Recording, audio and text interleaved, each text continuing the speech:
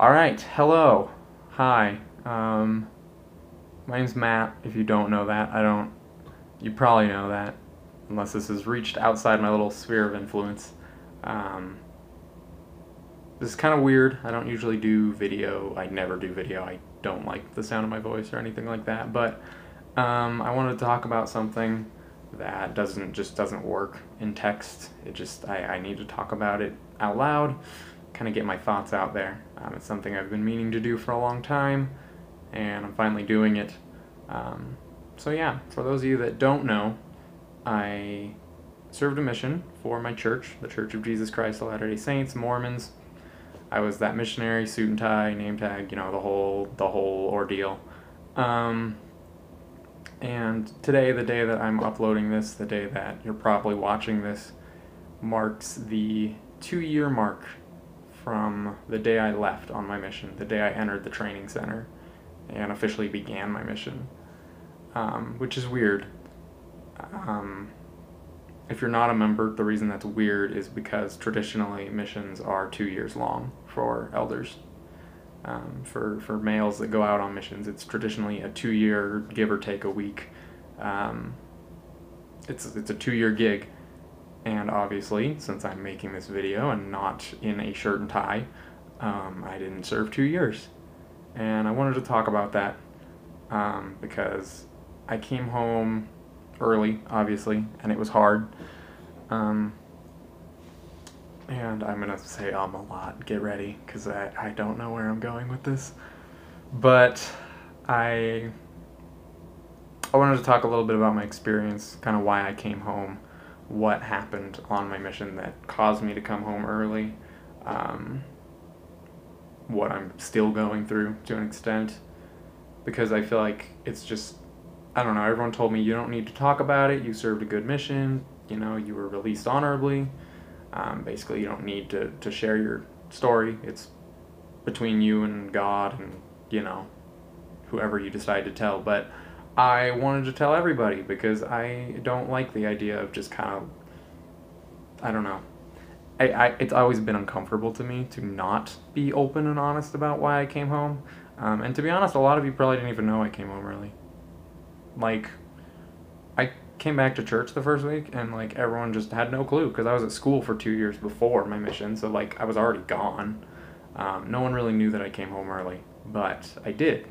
And the reason for it was because I developed very severe depression and anxiety on my mission, and I just couldn't handle the stress of missionary life.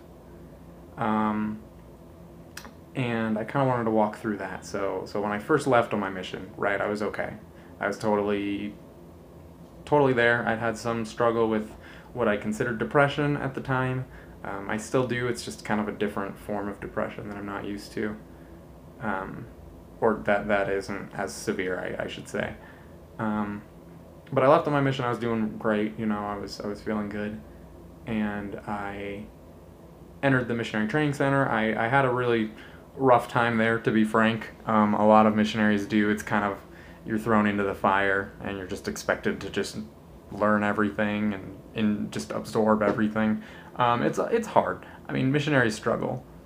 Missionaries always struggle with the beginning of their mission. That's not new. That's not unique to me at all. Every missionary I know has had a really rough beginning to their mission. So I did. I had an awesome trainer, Elder Wood, the homie. He was awesome. He really helped me through a lot of those struggles, and I still had them. To be honest, I'm just kind of an emotional person in general. I had 10 different companions. Every 6 weeks you change. You can change companions on your mission, the guy that you're out and about with. And I happened to change every 6 weeks. So every 6 weeks I was working with a brand new guy that I had to get to know. And I literally cried in front of every single one of those guys. Like, I'm just an emotional person. I don't know. It happened. So yeah, so I struggled a lot. But most of it was just feelings of inadequacy, feeling like I didn't know what I was doing, which most missionaries struggle with, especially those that learn languages. I was lucky to speak English. I didn't have to learn a brand new language or anything like that. But yeah, so it's hard. I did okay. I did all right. I got through my first 3 months of training, and then immediately was asked to train a missionary, which is kind of stressful for me. And we kind of trained each other, really. Like, we helped each other out, and we grew together. And that was great. And I went through 6 months of just missionary work, getting used to it, getting fine with it. I would say the end of the 6 months was kind of my peak. Me and my companion got along amazingly. Elder Bailey, another homie. We got along super well. We were doing super well, just having a lot of success. And then I got switched to a new area, and it was the new year, and new year, new me, right? It was a bad version of me, though. I started to notice that I was really down all the time. I was just really sad for kind of no reason. Just feeling lonely, feeling sad, feeling like I didn't really have a support system or anything like that. And that had nothing to do with my companion or the area or anything like that. It was just, these feelings just came out of nowhere. And I talked to my mission president a lot. We have a president that is kind of in charge of the whole area, watches over missionaries. Sorry, my eyes are darting back and forth. I'm not used to looking at a camera. But we have a mission president who is in charge of all of us and basically our well-being, spiritually, physically, mentally, whatever. So I was talking to him about this. I was talking, hey, I've had depression in the past. I think I'm kind of going through this again. He brought up, do you want to get medication? And that scared me a lot because I was like, no, I'm not at that point, I'm not that depressed. Spoiler alert, I was, and it's totally fine to be that depressed. If you need medication, it's not a bad thing. But yeah, so I told him, I think I'm okay, I'm just going to work through it. And the next day I was a sobbing mess in my apartment room, whatever. It was a member's home, but irrelevant. I was just a sobbing mess. I was just depressed, crying. I was up till like midnight crying about it, and like your curfew is like 10:30. Like, you are in bed going to sleep at 10:30 on a mission. So like midnight was kind of a big deal at the time. And I called him that night, and I was like, all right. I was like, well, I think I need medication. I was like, all right, we'll go with that. We'll say yeah to that. So I saw a psychiatrist. I started on some medication. Long story short, I don't want to go through every month of my mission. Long story short, I went through 9 more months of this, of severe depression, of medication, counseling, not really finding success in that, not really feeling like the medication was helping me. I had one brief, like 2-week stint where I felt like the medicine was really, really just doing me favors. And it was like a month, but nothing was lasting that long, right? So I switched medications. I was in a new area all the time. I had a new companion every 6 weeks. It was really, really, really hard. And after 3 medications, like 9 counseling visits, it kind of came to a peak. I was in my last area that I served in with my last companion that I had for a full 6 weeks. And bless this kid, you had to go through so much, Elder. I'm so sorry for what you had to deal with me. If you're watching this, I don't even know. Elder Gonzalez, another homie. Go figure. I'm sorry, I'm dumb. But yeah, so it came to a head, and it was really, really bad. It got to a point where the only thing I could do to get out of my own head was just sleep. Where literally every waking moment, this is not an exaggeration, every waking moment of my life was just despair and fear and anxiety, depression, sadness, loneliness, every negative feeling in the book. They were all just like a bundle of string in my head that was just bouncing around, and every day would be different. One day it was, I'm so lonely, no one ever loves me, I don't know how to find love, and which, like, you're a missionary, you're not supposed to be worrying about that, but I was a lot. One day it was, oh no, I am never going to accomplish anything as a missionary, I'm a terrible missionary, I'm failing the Lord, it was just different feelings every day, different struggles, but constant. The only thing that was consistent was that I was depressed out of my mind, and so I would sleep I would wake up. We would go to bed at 10:30. I would set the alarm. I'd wake up at 6:30 with my companion. I would immediately turn over and go back to sleep because I just couldn't bear to face the day. Finally, out of guilt of leaving my companion behind, I would finally get out of bed around 9:30. I would get dressed. Well, I would shower, which would take like another hour because I didn't have motivation. Get dressed, do like studies. I would pretend to read, pretend to study for the day. I didn't. Um, and then I would just go back to sleep. We'd have lunch. I'd take a nap. We'd wake up. We'd go to dinner, and then we'd come home, and I'd just sit at home and do nothing. And I hated myself, to be frank. I did. I was like, I hate what I've become. I hate that this is my life, that this is the mission I'm serving. And looking back on it, I know it wasn't me. It wasn't me. I'm not like that. If you know me and you know how dumb, gung-ho Mormon I can be, that's not like me, I should have been that guy that was out there like, come on, elder, we got 5 minutes left. We can knock 10 more doors, I should have been that ridiculous, like, annoying elder, just from my past and my experiences and stuff. But I wasn't. I was, at the time, I felt like the laziest, just piece of crap ever. It wasn't laziness, but it felt like that, and it felt awful, and that transfer was the worst. It was the hardest 6 weeks of my life, and every day I would just, I think I cried every day for like a week, that transfer, just constantly. I was either sleeping, showering, crying, or sleeping, I just couldn't do anything. When we would go out and work, I would just get out of the car and just walk around the street. I just couldn't bear to knock on doors. I couldn't bear to talk to people. I was like, I will start crying if I talk to someone. For no reason. Just no reason at all. But yeah. So that was fun. Sarcasm. And that 6-week transfer ended. I got a new companion who was, no disrespect to him. He was a hard-working missionary. He was a good guy. But he was a polar opposite from the companion I had just had. Polar opposite, just as far opposite as you could possibly be. And I learned that depression and me do not agree when it comes to great change in my life. Depression says, oh no, let's panic. And my brain is like, okay, and then we panic.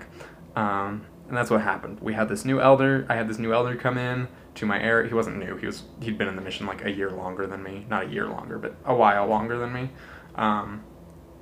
But he was new to the area, new to being my companion, and he came in, and I just freaked. I lost it. I completely lost it. He joined in on Wednesday. Friday, I had the biggest panic attack of my life. I was in the shower, because on a mission, you have a companion 24/7, you're always with them. The only place that you can be by yourself is in the bathroom. As dumb and as weird and as uncomfortable as that sounds, it's true. Because, and it's good reasoning, it's liability, it's keeping yourselves accountable, it's, you don't want to get into some sketchy situation in the middle of downtown Denver alone, that's bad. So it makes sense, but at the time it was like, it was awful. With depression, you're like, I need to just not, I just need to not. I can't deal with people. And so I would take really, really embarrassingly long showers because it was the only place I could be alone. And this day, Friday, companion came in on Wednesday. Friday morning, I couldn't do it. I got in the shower, and I had the biggest panic attack of my life, legitimate panic attack, not just like, oh, I was depressed and sad. No, like, I was legitimately, like, I was hyperventilating, my vision was blacking out, like, it was bad. And I just had to sit down in the middle of the shower, just sit down and just work myself through it. I got through that, and then, scarier, for the first time in my life, I had thoughts about suicide. Now I want to give a disclaimer that I'm not suicidal. I've never had intentions of killing myself or anything like that. I've never. I couldn't. I couldn't. I know myself, and I know my limits, and that is my limit. I would never actually kill myself. But I had thoughts about it. I had thoughts of how would I do it? What would I use? What would happen if I did, you know? And those are terrifying thoughts to have, especially when you're feeling completely alone in the middle of, where was it? I don't even know. Somewhere in Colorado. I don't even remember the name of the city. That's how blacked out this is in my mind. And yeah, I was just sitting in the shower like, I wonder what it would be like if I just died. And that was really, really scary. And so, of course, I got out of the shower. I was like, all right, well, this is a bad place to be right now. Let's leave. I got out of the shower. I made it literally out of the shower, and then I had to sit down again and just panic and just freak out. So then now I'm sitting on the floor on my towel, still wet, still showering. That's an image you probably didn't need, but I was sitting there panicking, crying, having these thoughts, and then another thought came into my head. I was alone in my bathroom, and I saw my companion's razor on the shelf, and I thought about cutting myself. I thought about hurting myself. I always thought, with my experience of other people that had dealt with that, I always thought there had to be a reason for it. You don't just get up and decide I'm gonna cut my wrist today. You don't decide that. But I was feeling like that. I thought you always had to have a reason, but no. Sometimes you just feel like, well, this is what I'm gonna do now. I don't know why, but it's what I'm gonna do, and it freaked me out beyond belief. I knew I didn't want that, so as quick as I could, I got dressed. I left. I got out of the bathroom. I called my mission president. I said, President, I need to talk to you like right now. And luckily, my mission president completely understood. He said, all right, come over. I'll be there in an hour. And I went over, I talked to him, and within a day, we had decided I was coming home. And that I just couldn't handle the mission life anymore. The rigorous 9 to 9 schedule. You go out at 10 a.m., you start working, whether that's knocking doors, teaching lessons, whatever.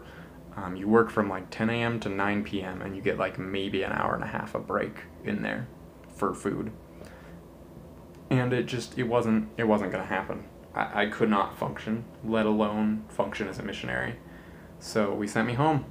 And I came home September 19th, 2017. I had just barely missed hitting my 15-month mark. I consider myself 15 months. I say that I served 15 months. And I came home. And like I said, no one really questioned it. No one really knew I was home early. But I knew. And I knew that my experience was something I wanted to share. I don't know why. I still don't know why, now that I'm saying it out loud. It's kind of therapeutic, to be honest, but yeah. And obviously my story didn't end there. I came home. I'm trying to not make this video forever long, but I came home, had a little bit of a journey. I came home, developed anxiety almost immediately after I came home. I had consistent panic attacks 4 or 5 times a week. I saw a counselor, got medication. We narrowed it down to maybe once a month, once every 2 months, and I was doing better.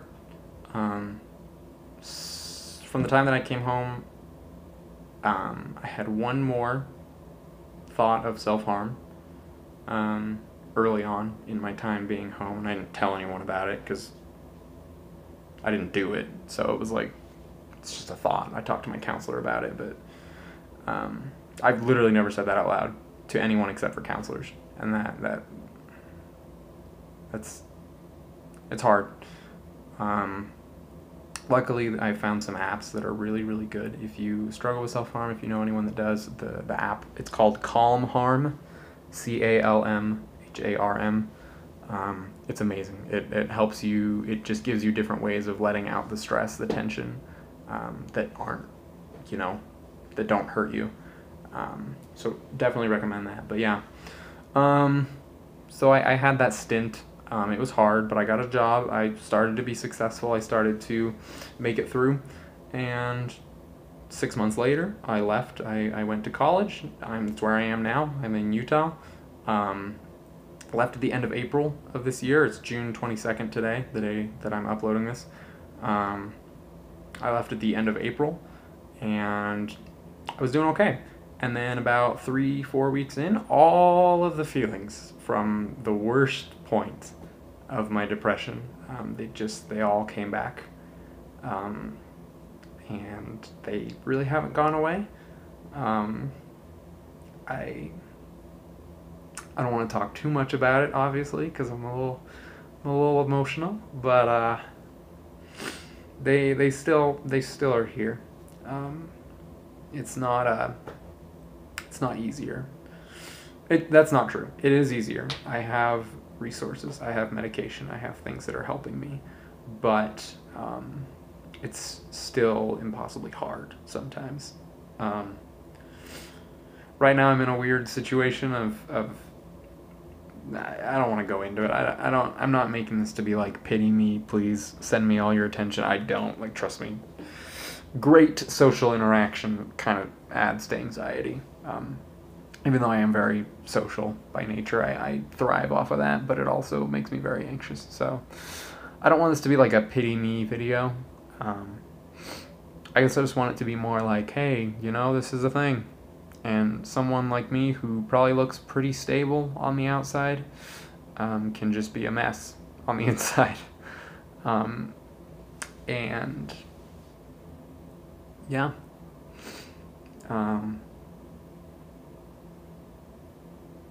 It feels good to talk about it, to be honest. Like, I want this story to be out there, because I'm not going to be the first person to come home for depression from my mission. I'm not going to be the first person to struggle like this. And I want other people to know that, hey, you're not alone. This is a real thing. You're going to tell yourself that you're making this up, that you're going to make all sorts of excuses and say, I'm not depressed, I'm just lazy, I'm just making this up, I'm just pitying myself. No, like, it's real. It's a real thing. There's nothing wrong with counseling, there's nothing wrong with medication. I am a huge proponent of it, because it did me wonders when I came home. It really, was amazing. Gosh, now I'm, all sniffly. Ugh. Dang emotions. But yeah, I guess there's not a moral, there's not a takeaway of this video. It's just kind of me rambling. But if you made it this far, hey, congrats, thank you. I don't know who did. Probably not very many people. I'm sure mom and dad did. Hi mom, hi dad. But yeah, it's a real thing. It's something I'm dealing with. It's something I'm still working through. But I guess my message is there's hope. I don't see it all the time. Especially this week has been really, really hard with the whole 2-year thing, and just feeling like, why'd I come home? Questioning everything. I know why I came home, but questioning if I should have, and questioning if I really did try my hardest on the mission. But yeah, just know you're not alone. None of us are. Whether you believe in God or not, none of us are alone. I believe God's there for you. I hope you do. But if you don't, I'm here for you. So, yeah. If you watched this, thanks, I guess. I don't plan on doing video stuff very often. I don't know. I kind of want to get into like just video rambling, venting about my issues, but at the same time, I'm like, I don't really care. I don't really know if anyone else cares. I mean, but yeah. Thanks for watching. Thanks for if you've ever supported me in any way. That sounds really tacky, but it is true. I do remember little things, and those little things can be what keeps someone going. So just be a good person. Go out there, love the world, give the world a big ol' hug. Uh, yeah, I don't know how to end this. Love you, whoever you are. You're amazing. And yeah, thanks for watching.